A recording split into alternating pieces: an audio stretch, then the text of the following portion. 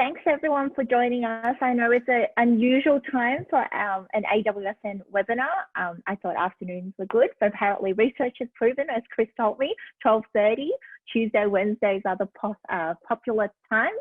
But thank you anyway for joining us for today's webinar. The topic is something I'm really passionate about personally, talking cyber with small businesses. We've got three guest speakers today, Jake Griffiths from Kroll, Adam Selwood and Susie Jones from Cynch. And yeah, before we kickstart, I'm going to pass you guys over to our new event manager, secretariat superstar Lauren, who is just going to go through some housekeeping rules, etiquette, and some upcoming webinars.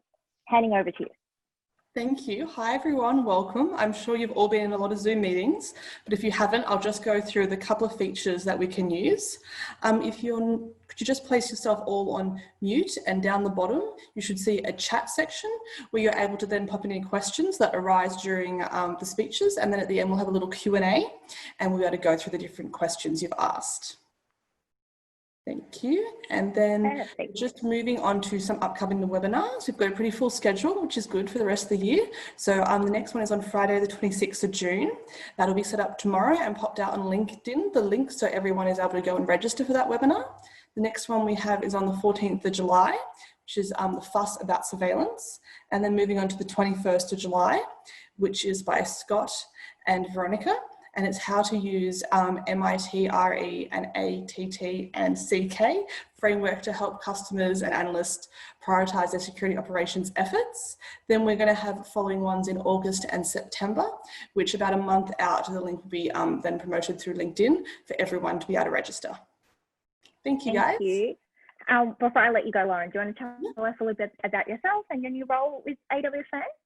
Yes, not a problem. So I'm part of the Secretariat and Events team. So I often run conferences and exhibitions. I've been doing it for about 3 years and worked on a big range of a different type of events. Probably most well known would be Comic-Con. And now I've moved over into the association side of the business. So I work in organising conferences for associations, and now due to COVID, we're moving a lot more to virtual events and webinars. So slightly different, like everyone this year is adapting to. So you'll be seeing a lot more on my face at these different webinars. Thank you. All right, so before I hand you over to Jake, let me do a quick introduction of him. He's a cybersecurity consultant at Kroll. If you don't know, they're a global firm. He's got 10 years experience working in delivering complex IT projects, and he's a Masters of Business IT. Yeah, he's a graduate of Masters of Business. And he's going to be sharing with us today a case study of dealing with a ransomware attack for a small business client. Over to you.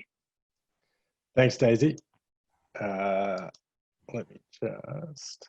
me stop sharing. Right.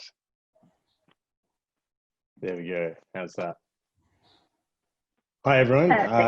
As Daisy said, I'm Jake Griffiths, and I'm a cybersecurity consultant from Kroll. And I just want to thank you all for the opportunity to speak here today. So I hope you gain an understanding and maybe some insight into the IT operations of a small business from someone who's looked after IT for an SME for over a decade. And I'm really hoping that you come away with three things. One, that being hacked can come from just a momentary lapse in judgment. And two, SMEs as a whole really underestimate their risk of cyber attack.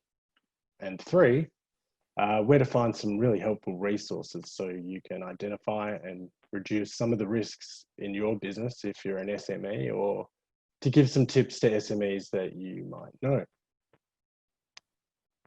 So it seems every day in the news there's another breach. Some large corporation has been hacked and millions of customer records have been stolen.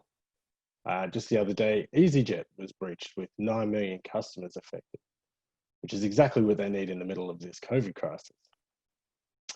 So cybersecurity seems like a bit of a buzzword at the moment, but for small to medium-sized businesses, what does that even mean?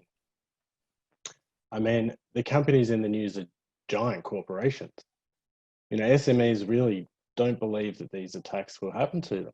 You know, they sort of think that they're too small and they don't have any data worth stealing, or, you know, even if they do, they don't have any resources to throw at it anyway. So, you know, this is generally the thought process of a majority of SMEs, and the data, you know, it totally backs this up. One of the most worrying things I came across when I was doing research was that 80% of SME owners feel that, you know, their business can respond to a security breach, which essentially it makes them more confident than some ASX listed companies with significant budgets and security teams defending them. I want to tell you a little story about how easy it is to fall prey to an attack.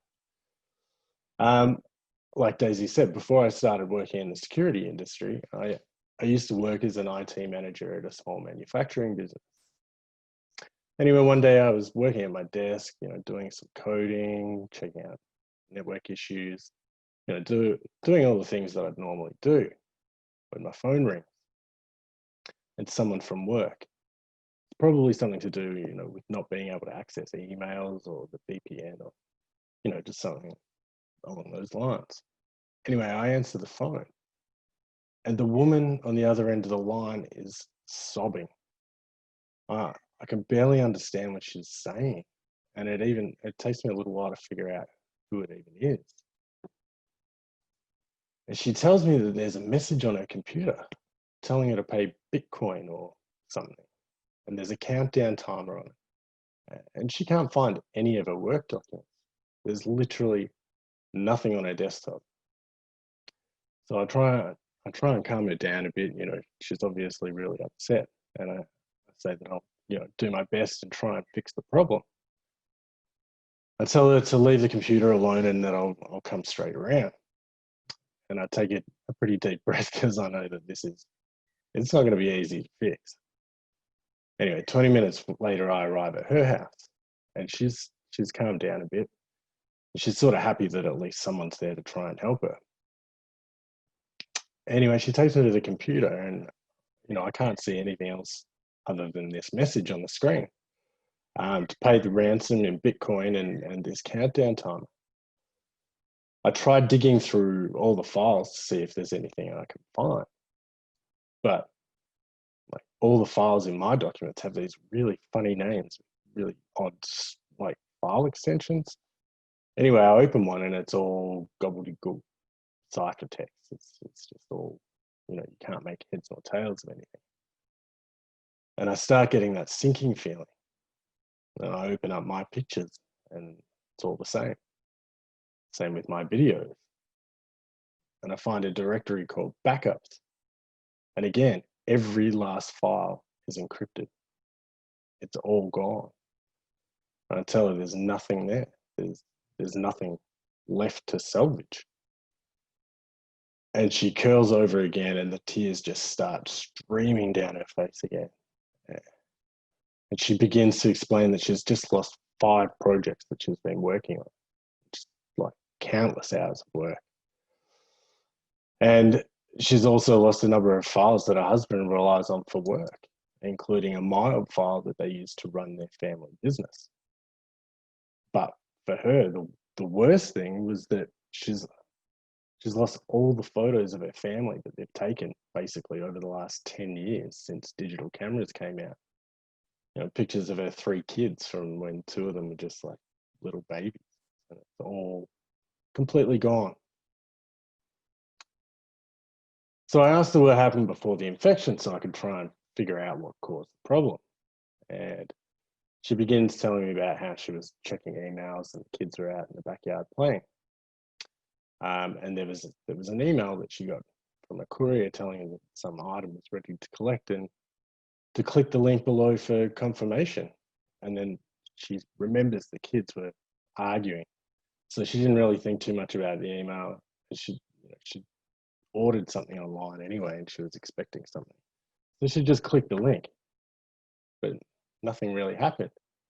She thought it was a bit weird, but you know, the kids started yelling, and so she went out to sort out the disagreement. Anyway, by the time she return, which is about 15 minutes or so later, she had totally forgotten about the link and just continued to respond to all her emails. And she tells me normally she'd turn the computer off overnight, but they were downloading some updates, and so she decided to leave the computer running all night. And it was these two things that gave the ransomware the ability to infect and completely encrypt all her drive, like every last file. Now, I'd read a bit about ransomware online, never thinking that, one of our contractors or staff would ever fall victim. But obviously, I was very wrong. So going off what I'd read, I told her that the risk of paying ransom was that they could just take your money and not send you the decryption key. And that money could be helping to fund terrorism or other criminal enterprises. Anyway, she said, she didn't want to do that. So I said, okay, well, we can take a copy of the data as it is, and hopefully one day we might get a decryption key. So we head to a computer store and pick up a spare hard drive, and then I take a full image of the disk just to save away, just in case, the syndicate's cracked and we get a decryption key. Now, to this day, that drive is stored in their safe. It's just waiting. And that was 4 years ago. But I think, this is a really great metaphor for small businesses because, you don't really know there's a problem until there is one.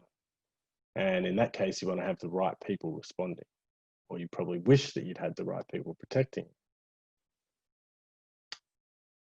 So why are SMEs and SMBs a target? Well, from my experience, it's usually because, there's little to no budget for cybersecurity. Most underestimate their risk levels. They often believe that they've got nothing worth stealing, or they believe the companies that they use to contract their IT work are fully across security, which often, they're not.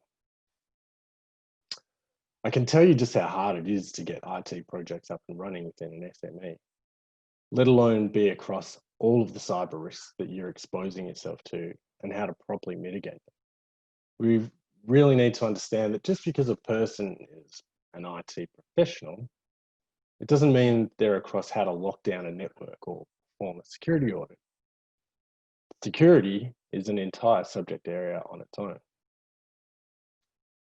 SMEs fall into a hacker's sweet spot because they have more digital assets to target than just an individual. But, they've got less security than a large organization or enterprise. Hackers will always go for the path of least resistance. So why should we care about SMEs and SMBs being targeted? Well, if you work within a large organization or big business, why would you even care about this?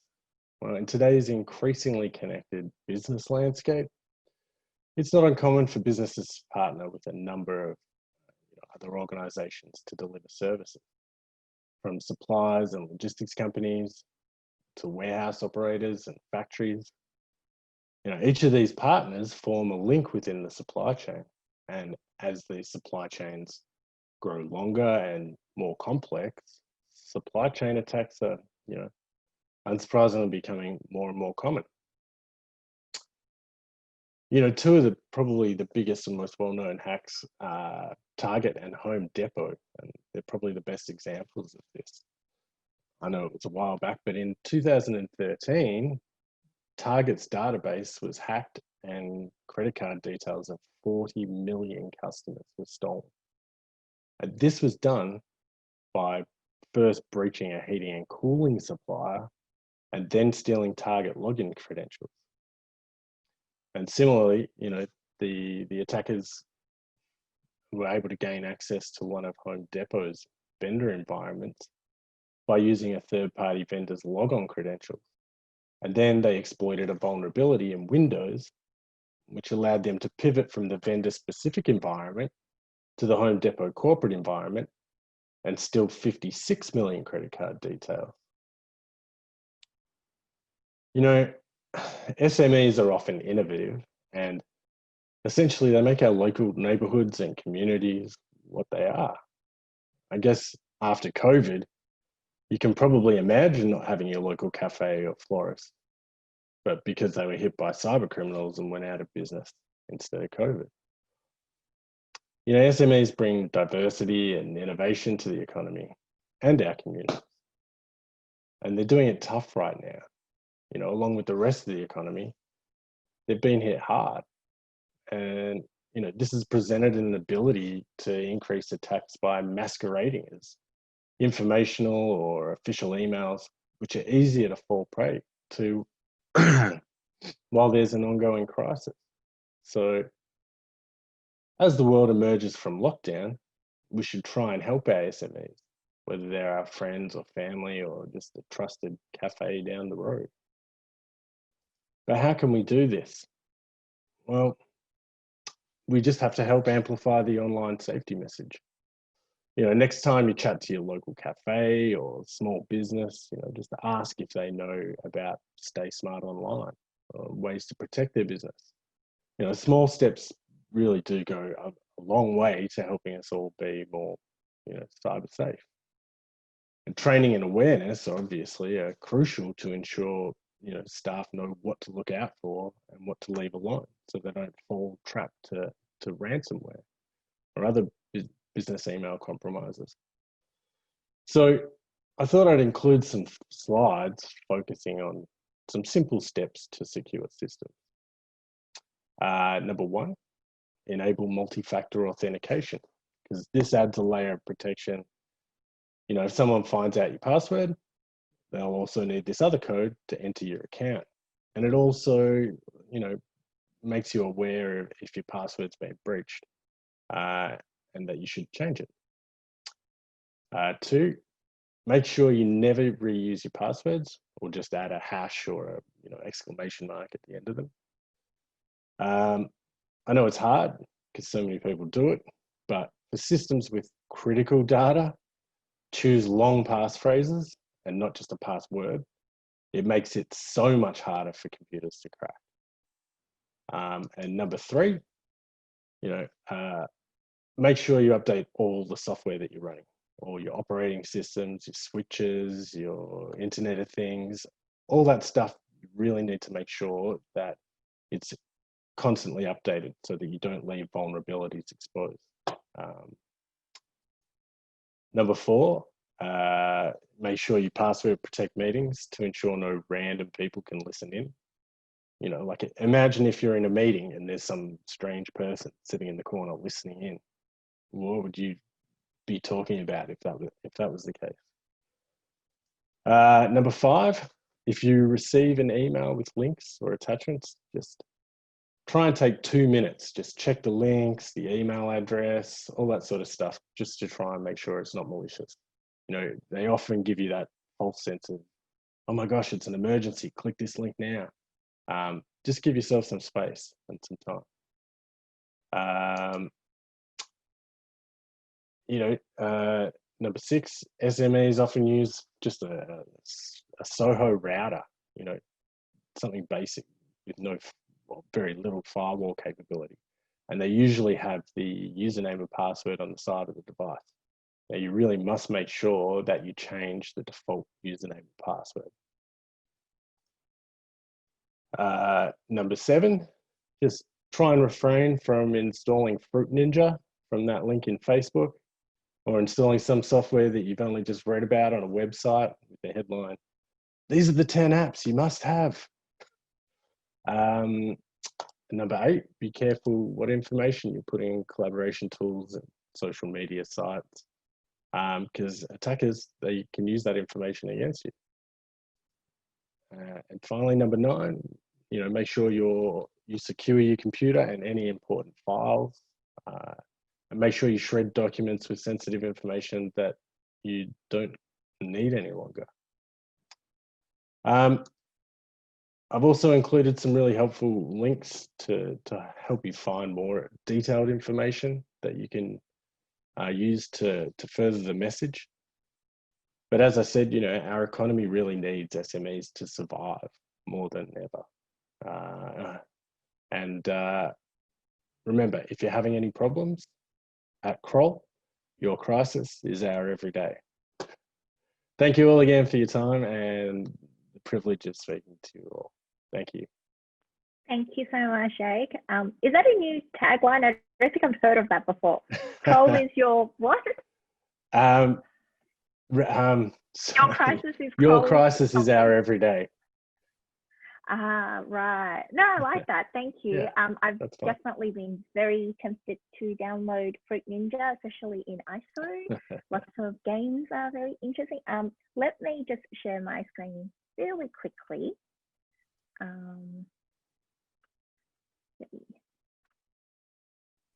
Thank you. All right. So we've got the next presentation, and it's Adam and Susie from Cynch. Can't see you guys. Are you guys here? Yes. Yep.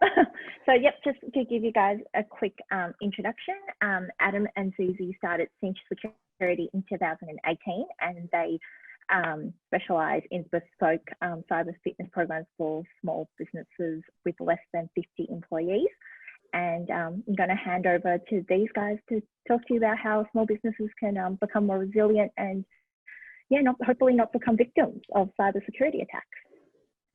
Thank you so much, Daisy. I'll kick us off. I also just wanted to say I'm going to reinforce many of the messages that you've just heard in the previous presentation. So I think what we'll do is talk through, there was a question there from Charles about how do you introduce things like multi-factor authentication and password managers, those sorts of solutions to small businesses where there's high friction.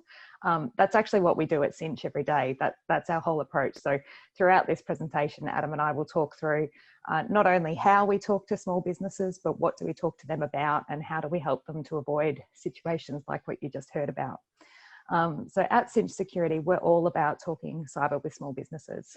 It's very, very rare that we do anything with businesses that have more than 50 staff.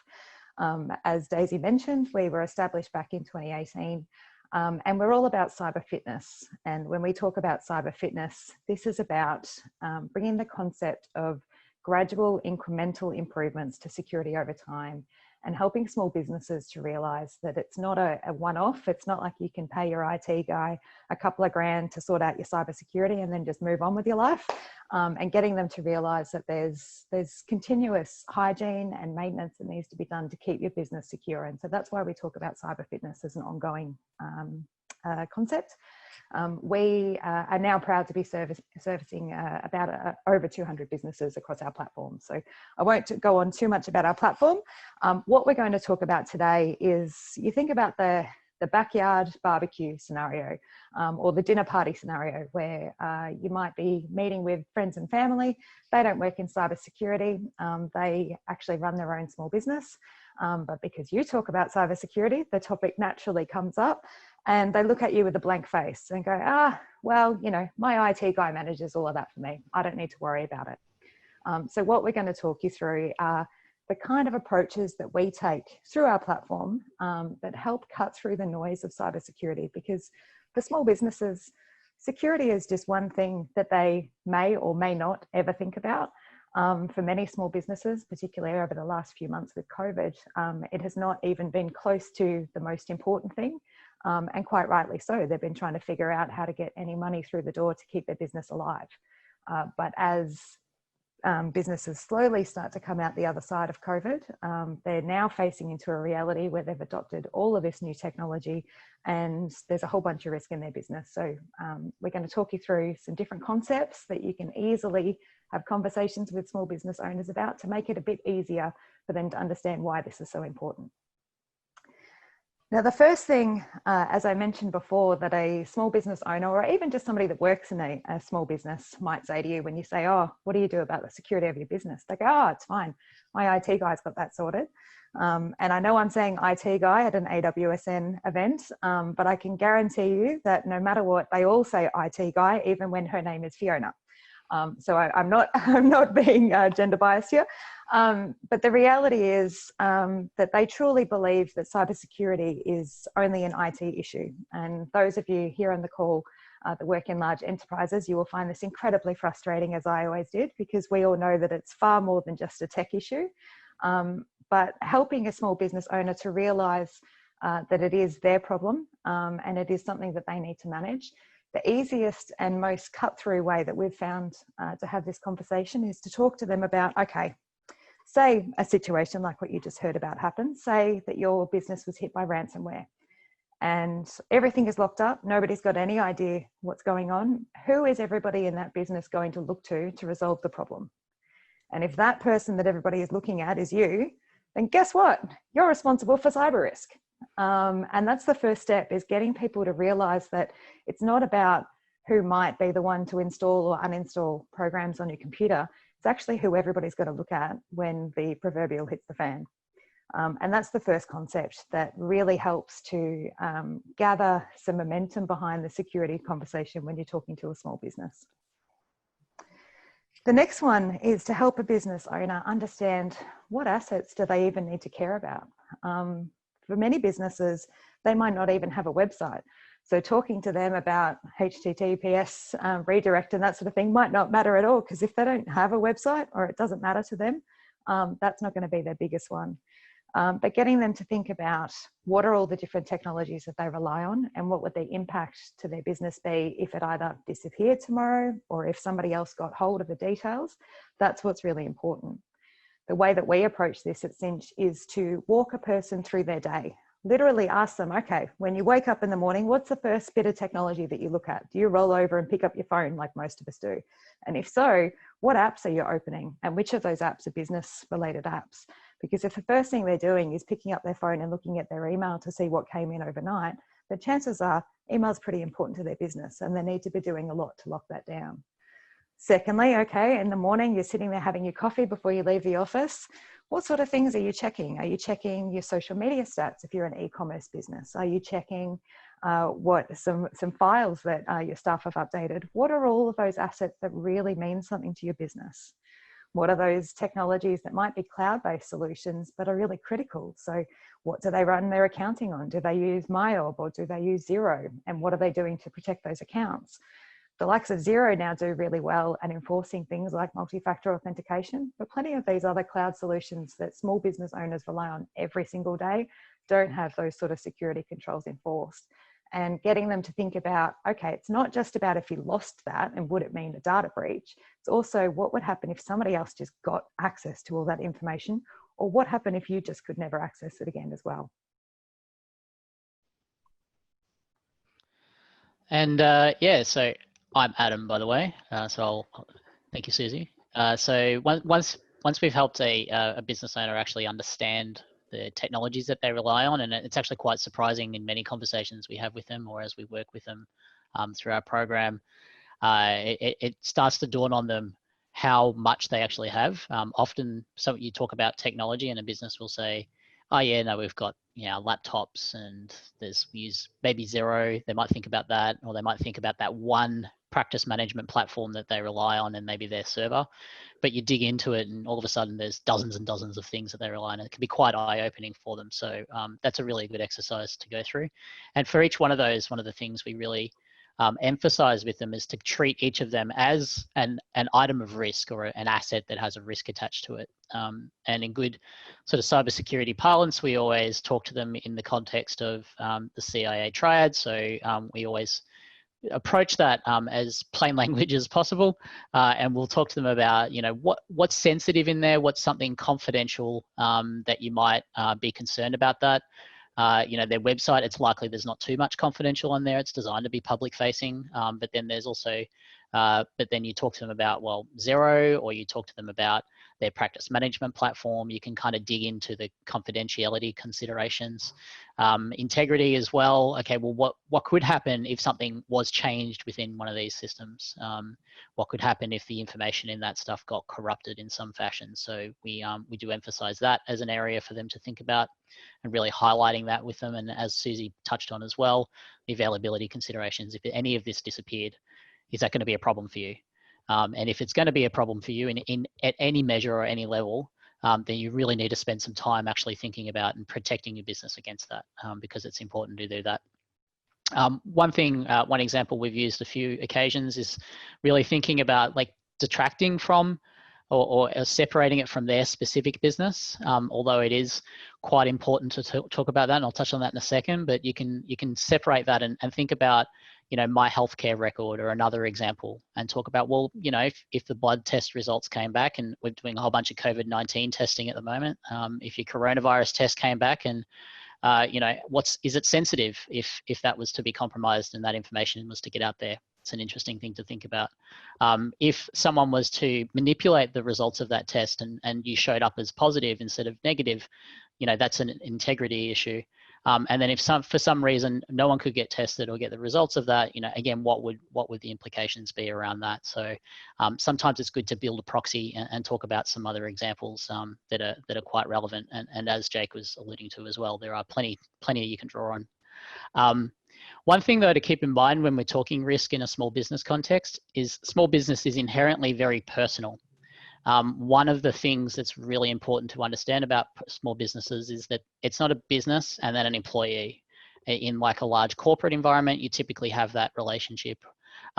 In a small business context, often the owner of the small business, it is part of their personality and their identity. And so you can make things very personal and really lock into and help them understand the risks by really talking about, well, if this information got out, what would your clients or customers feel about your business, and in return feel about you as an individual because you let that information get out there. And so they will feel it very personally. And that's certainly the passion that drives Susie and I is really honing in on and helping in small business. The thing that we love about it is that it is very personal and it is very human. And so emphasizing and focusing on that when you're talking about cyber risk can be quite powerful as a motivator and as a discussion starter.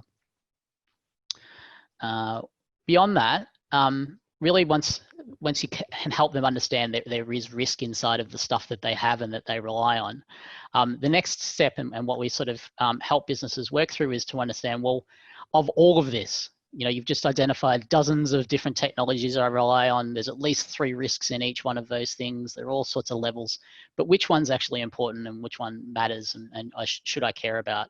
And so we talk about that as concerns, and it's really important to help orient them towards the stuff that is relevant to their business. And each business will actually be quite unique in this context. So in larger enterprises, we'll often talk about nation state actors and all of these other scary, you know, black hats and things flying around and at us. You know, it may not be common for small businesses to be the target of North Korea or someone like that. Although that is possible if they are in certain industries. So if they're in the defense supply chain, or if they're doing at the moment COVID-19 medical research, something in that context, they may all of a sudden be a target for those types of groups. But often it will be those more opportunistic stuff, the stuff that just happens. You know, attackers going out and doing large phishing campaigns and trying to target through email is very common as a attack approach.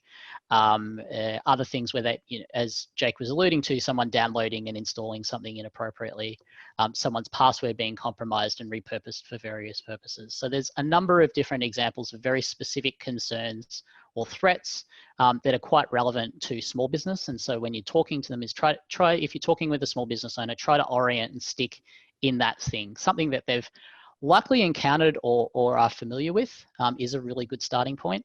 I can guarantee every single small business owner out there has received some sort of a scam email or a phishing attempt.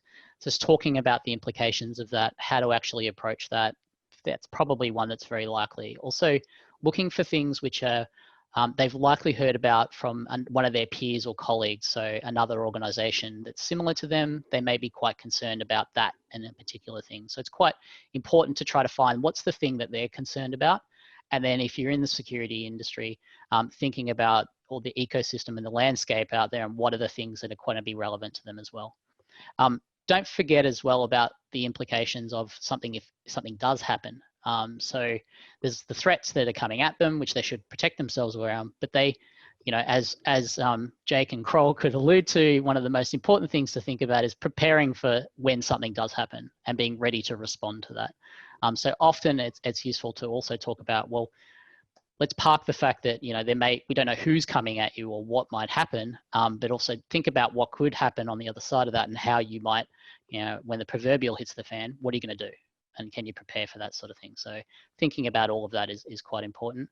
The other thing, just don't forget as well that whilst they're going to be opportunistic, and there could be an accidental thing that happens, but all of the attackers and whatnot and all these scams that are going out there have become quite sophisticated nowadays. So there's quite a lot of technical sophistication in a lot of this. There's a lot of automation that's driving it. And so whilst it might be going out quite broadly and hitting a whole bunch of businesses and not be targeted specifically at them, the sophistication in the way that people are coming at businesses in general has really amped up. So the chances of someone falling for one of these attacks or falling victim to something is increasing, you know, every day as the attackers are getting savvier and savvier as well. So yeah, it's important to sort of keep that in mind, and keeping it contextually relevant for them sort of, again, passes through this issue where they think they're too small or that they don't have anything important. You know, hook it back into something that's going to be as relevant as possible for them. The last thing that we sort of emphasize, and so that's a lot of context setting, and usually that's when we're talking with small business at the start. It's really helping make it relevant and helping to increase their understanding of the sorts of things they should be thinking about doing, and helping to motivate them in terms of taking action on that. Once you've done that and you can sort of help them have that conversation, the next step is inevitably going to be, okay, I'm motivated, I get it. What do I do now? Okay, so what do I do next? I think, and to Charles' question is completely spot on, right? They're telling them a high friction, costly, expensive technical solution as the first step that they should do. It's like, well, you should completely overhaul your home network or your office network, or what you should do is completely move to this managed service provider in the first instance. Is it going to be an immediate non-starter? Because what it's just going to put the block up is way too much effort for what they're doing.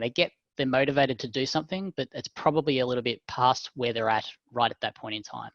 So what the key thing and what we try to highlight is to try to find something that is low friction, something that takes a little bit of effort, but not too much, but they can have a material and a really high impact on their cybersecurity for those concerns that you've really identified are things that they should be focusing in on.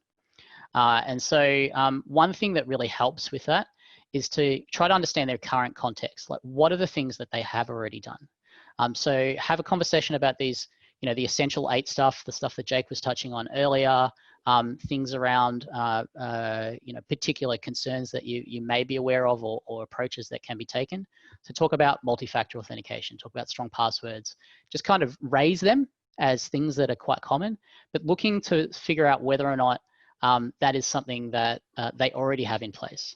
And if they already have them in place, then they should be congratulated for that. Like, that's something that, you know, it's fantastic that they're doing that. It's really, they're probably ahead of the game if they're doing a lot of these types of things that would be recommended.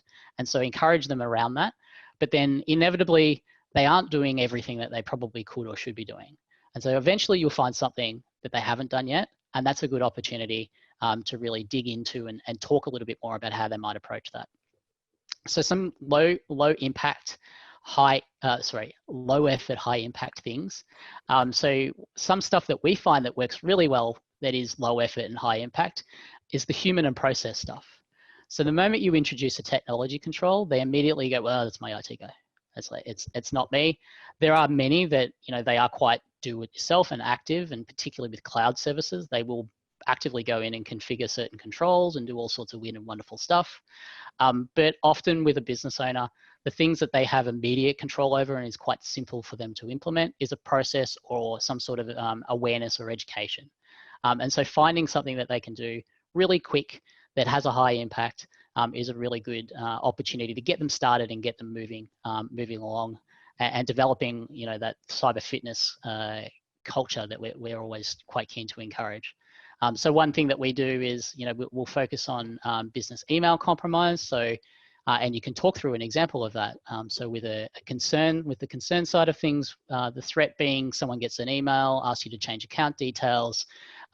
What processes do you have in place to, at that point in time, stop that from going any further? mature businesses in particular industries will have things. Lawyers all have this. But if you go into other areas, they won't necessarily have a process. They may not have thought through that, or they may not be aware of what the implications are around that. And so just encouraging them to say, look, never accept an email with an account detail change from a supplier or a customer. Put in place and encourage your team or yourself to make sure that you go back and verify those details before you make any changes. Super simple, very low effort to actually encourage that behavior is followed. But the impact of that is that almost immediately, if it's consistently applied, will almost immediately drop out, 80% of the risk associated with the business email compromise scenario. It's a human and process orientated thing versus putting in additional email filtering and rules on various things and doing all sorts of weird and wonderful technical controls, which in an enterprise you have the ability to do, but in a small business, it's quite high friction. So it's looking for stuff like that is really important. Also keep in mind, and the reason for those technical controls being quite challenging to discuss is really the expense and the expertise that's required to implement those things. So as Jake rightly said, and as we experience constantly, cost is really a big pain point. So all the solutions out there in enterprise IT, in enterprise security are going to be very difficult to adopt within a small business context. So we need to keep that in mind whenever we're talking about that. And if it's going to require expensive consultants or it's going to require some technical expertise outside of what they have in-house, that's something that, again, it adds on to the cost of what they can do, and they're likely not going to be able to adopt that. So sometimes, unfortunately, the best that we can do is, just implement the stuff you already have in an appropriate way, turn that feature on, disable that, encourage people to use it a little bit better, raise awareness amongst your team. Maybe go off and use some consumer-based solutions if that's appropriate, or ideally, as increasingly there are small business-focused solutions around things, look to introduce those things as well.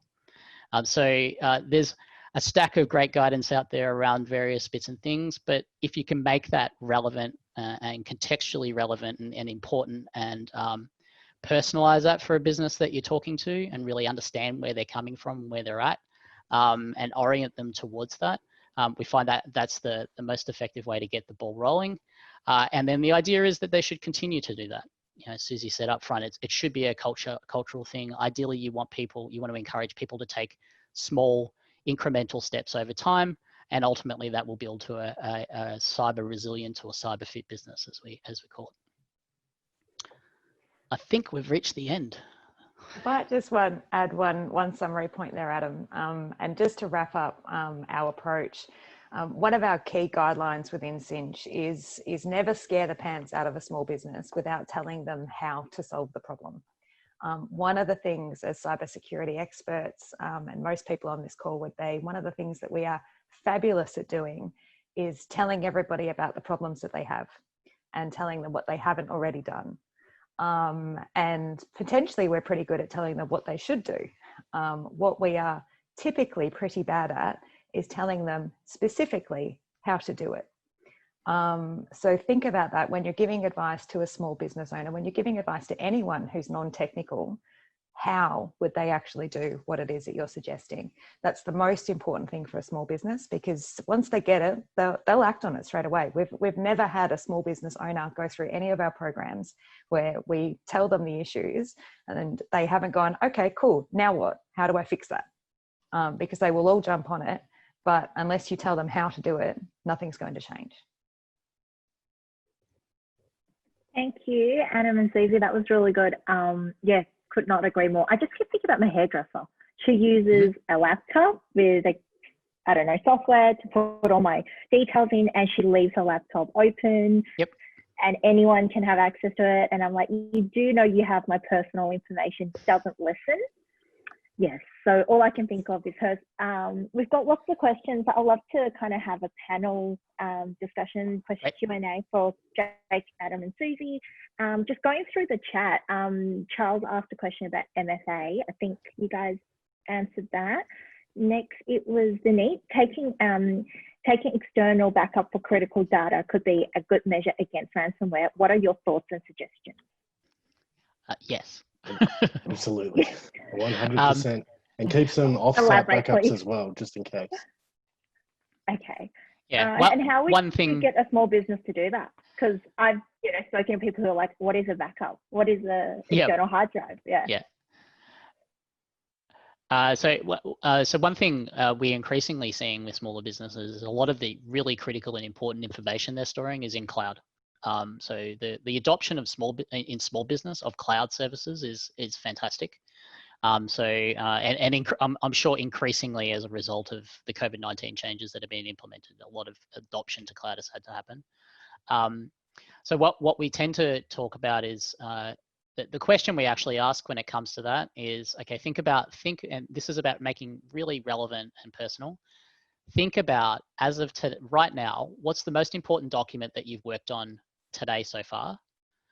How long would it take for that document to be a copy of that to be stored somewhere other than your office or wherever you are physically located when you've been working on that? And it can do a little bit of mental gymnastics. So get them thinking about, what's the process or where does that go to? Often they'll say, well, it's in the cloud. I'm storing it on Dropbox or whatever that might be. Then the conversation shifts into, okay, well, imagine Dropbox, that your local copy of Dropbox has just been encrypted with ransomware and synced up to the cloud so that the Dropbox copy of all of those files is now compromised as well. Have you thought about, or do you understand what it takes for you to get that information recovered back to the previous version? Because the way that Dropbox works, probably the version that you're using, is that every single file that you've got in there, you have to recover independently. You can't just roll the whole belt back. So how many files have you got up there? Oh, thousands. Well, that's probably not a good approach. So let's have a think about how we can solve for that. So often it's as Susie was saying, you can ask the question or position the solution, which is back stuff up, get copies of it, get them off site. But often that next step, which is okay, well, I'm using Dropbox. I think I've solved for that, but have I really? Digging into that takes the thing. Unfortunately, it takes time and effort. And that's the problem with literally 2 million small businesses across Australia. How do you do that at scale? That's really the challenge. The other important part of backup and the conversations that we have regularly, and building on what Adam and Jacob said, is when was the last time they tested it? And again, this comes back to the whole reliance on IT support providers. So they say, oh no, my IT support, they do backup for me. We do it daily. Go, oh, okay. So when was the last time you tested that it was done daily?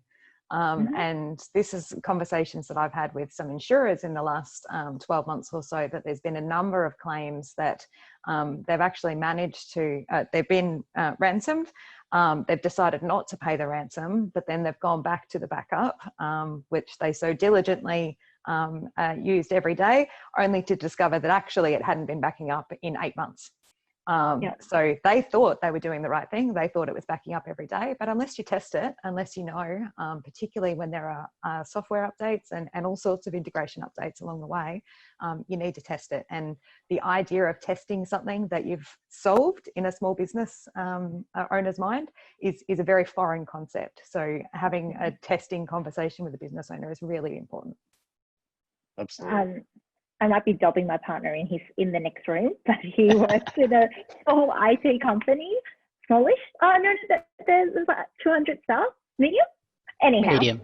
We definitely classify that as a medium. Yep. Okay, much more medium than the companies you deal with. And he had the same issue that they thought they had backed up, and the client said, we can't access something, we need to roll back within 36 hours. And that's when they realized I hadn't been backing up. I think it was happening every 3 or 4 days as opposed to every 24 hours. Yep.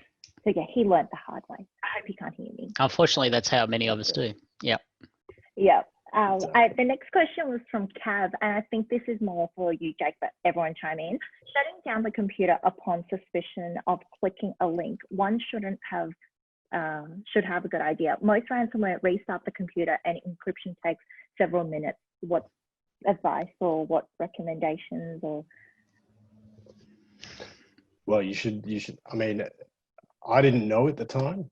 So I just said, leave the computer running, but you should switch it off straight away so that you stop any further encryption. Okay. Yeah. But what happens when you restart the computer? This is just for my own knowledge. Well, it continues to encrypt. So the longer you let it run, the more damage it'll do, essentially. So, Okay. yeah. I just feel so bad for her, like 10 years worth of photos and just things that you can't replace, right? Devastated, you know, absolutely devastated, almost inconsolable. As Yeah. Heather mentioned before, that for a small business owner, any incident, let alone one as big and devastating as that, but any incident is so personal.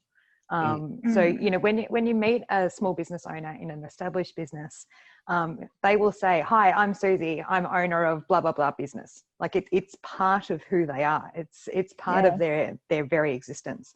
So an attack on their business is very, very personal, particularly then when you lose such personal items, as well as so much effort that you've been putting your heart and soul into. Yeah. Essentially, it's a personal attack on them. Yeah. Correct. Yeah. Yep. I'm still worried about my hairdresser. I'm still really worried about her. That, like with your hairdresser, and that's the point, is it's trying to find what is that thing that is going to compel them to acknowledge and own that risk. And so sometimes it is, let's talk about a situation or a scenario where you literally can't cut hair anymore. Like, what is that thing that's going to bring you unstuck? In a lot of instances, if they're not, you know, fully embracing technology yet, those examples may sort of not really be material enough to motivate them to take action on those things. But you know, for many modern businesses and small businesses that are heavily and recognize that they're heavily reliant on technology, it's a much easier conversation. That's a really good segue to Melissa's comment about using simple languages, making messages simple. And I struggle a lot with work because we deal with such technical, you know, information. I'm trying to tell Alex, the park ranger, essentially, who's just dealt with bushfires and now COVID, that you need to be careful before you click an email. And I just find that quite difficult. What advice would you guys give to simplifying cybersecurity messages?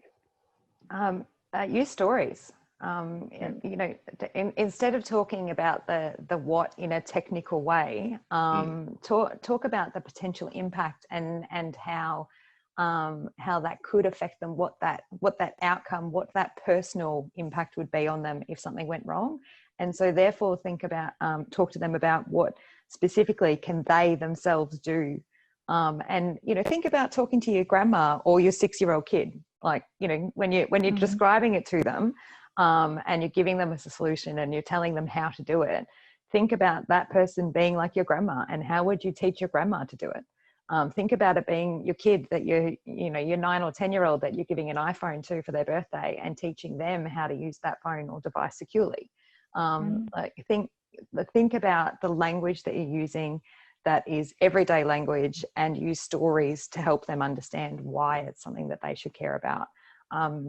I quite often, my eyes immediately glaze over the moment anybody in our team talks tech. Adam can well and truly verify this. It only happened twice today. For 2 hours. That's fine. Because at the end of the day, that's not personal. That's not what they got into business for, and it's not what they stay in business to solve. So making it personal to them and plain language and super simple, as well as don't talk for too long. Honestly, break everything down into 5-minute chunks, because a small business owner, they can very, very rarely focus on one thing for more than 5 minutes at a time. Our whole cyber fitness platform breaks down every step into 5 minutes or less, because they might need to do, you know, something like installing a password manager, they might need to do that over 2 weeks on one device because they only have 5 minutes at a time. So break everything down into super small chunks. That's my advice. In my experience, I've had trouble getting my parents to use WhatsApp. Now I need to stop them from sending me their bank account details. Yes. So it honestly took me forever. They live overseas, so we need to obviously use some form of communication. And now they just send me all this confidential information or photos of their bank statements. Can I look at it? And I'm like, can you please find a better way? And I always think about them when I have to explain something technical. Next question was from Tab again. Are anti-malware software useful in scanning for ransomware files or programs? Go on, Jake. Jump in there, mate. I'll look at you too. Yeah, it's useful, but most of that ransomware, it'll have a hash, which is what the anti-malware stuff downloads, and then it matches it. But often they're changing all the time and evolving, so that hash might be out of date. So they're useful for the most part, but if it's a very new vulnerability or an exploit, then you're going to miss it. So education is ideally, it's the key. If end user is aware of what they should and shouldn't be clicking on, that will heavily reduce the risk of any of these types of programs creating all sorts of havoc and problems for the business. So what about this decryption tools then? Do they work? Eventually, if they come out. Yes, if they come out. But there's been, you might have read in the media recently that there are decryption tools which actually re-encrypt. So you have to be careful. You have to have the right tools and the right people to help you along the way. Because if you try and do it yourself and you don't really know what you're doing, well, you'll be up for all sorts of pain, which no one wants. Yes, it's I feel like small businesses are being attacked more recently, or are you guys seeing a trend? Obviously, it's reported mainly the big names. Isn't Lion the recent one that their production? I think it's just across the board. There's been a huge increase. Yeah, I think particularly with remote working and all of the COVID stuff. Like as I said, it's just a segue for these guys, to leverage that and get in. People, oh my gosh, COVID. Oh, what's this? Oh, I better click this link. Too late, and that's what they use. That's what hackers use. They use some kind of, emotional instinct to get you to click on a link, and that's it. It's too late. That's why you need to take those couple of minutes, take a deep breath, have a think about it, have a look at the links, all that sort of stuff. And the only way to do that and know that you're doing it correctly is through education. Certainly more and more are falling victim. But I mean, it's, as Jake said, there's just more attacks, full stop. But as Adam talked about before, they're also far more sophisticated. So, most of these, ransomware and business email compromise attackers and cyber criminals, they have things like full conference centers and call centers that are backing them up. They're incredibly sophisticated. This is their business, and it's $1 trillion business. So whilst we're starting to hear of more and more small businesses falling victim, I don't think they're being targeted any more than what they ever were. But the attacks are certainly getting a lot more sophisticated, and so therefore their success rate is getting better, unfortunately.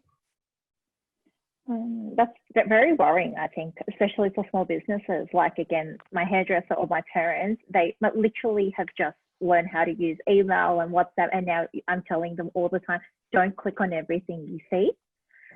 It's worse in Chinese New Year when all my Asian family members share like videos and links to something cute, and I'm like, can we not? Because it's, you're just increasing your chance of an attack. In the lead up to Christmas, it's a disaster for everyone, because for starters, everybody's expecting more parcels. Everybody likes to think they've been sent a present in the mail, despite the fact that they haven't done any online shopping in 5 years and nobody knows their address, so everybody clicks on the link from OzPost. Everybody clicks on the e-Christmas card and these sort of things. So, and the scammers know it. I don't think I'm telling anybody here on the call anything that they don't know, but what small businesses don't know it. So having those sort of conversations with small businesses, like right now, in the lead up to 30 June and end of financial year, scammers will be starting to actively target accountants and financial planners and any sort of business that revolves around end of financial year, and trying to target them. Last year, in insurance broking, 30 June is the biggest renewal date of the year. And last year, there were 3 insurance brokers who were taken out by ransomware 4 days before 30 June. And they were multi-million-dollar claims for them, because if you can't service half of your clients, you're in big trouble. So this time of year and Christmas, like there are so many small businesses that are particularly vulnerable. Well, I'm glad we had this webinar, and I'm glad you guys are all in business because you guys can take care of that. Personally, I would love. We can all take care of that, Daisy. It's an industry challenge, right? I haven't finished, but the next thing I was going to say is I love for my actual work, our government, to do more with small businesses, and we will be.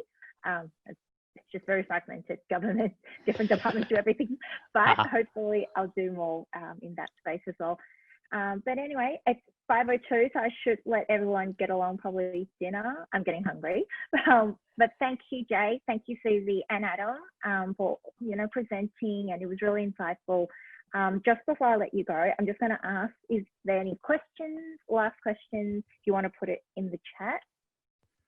3, 2, 1, it's silent. So I think we're done. Thank you so much. Thanks, Thanks Daisy. It's everyone. been fantastic. Thanks all. Bye.